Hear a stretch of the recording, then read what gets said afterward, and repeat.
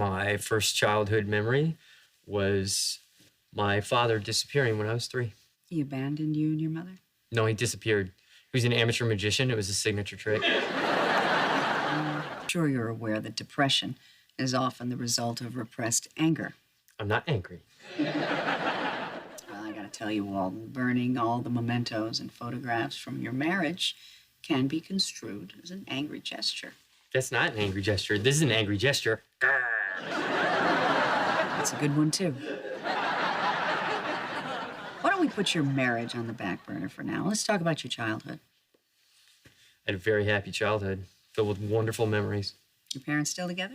No, I don't want to talk about it. All right, fine. My first childhood memory was my father disappearing when I was 3. He abandoned you and your mother? No, he disappeared.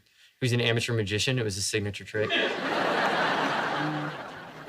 And then when I was 4, he ran off with a lady sword swallower. At least that's what my mother called her. In retrospect, it might have been a euphemism. So what was your mother like? Well, after Dad left, she raised me by herself. How was that? It was great. Well, she did everything for me, and I always felt safe with her. Oh, that sounds wonderful. It was. And the saddest day of my life is when it ended. Why? What happened? I got married. Hello. How did your wife and your mother get along? Not very well. I don't know why, though. Maybe it was just because they were so different. I see. Tell me more about your wife.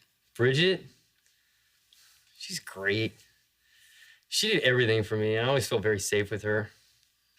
Well, isn't that what I said about my mother? Oh, Walden, you went and beat me to it. I wonder if when we get right down to it, I married my mother. And we're off. So what are we saying here? That Bridget's right and I am emotionally immature, and all those years I was treating her more like a mother than a wife? And how would that make you feel if that were true?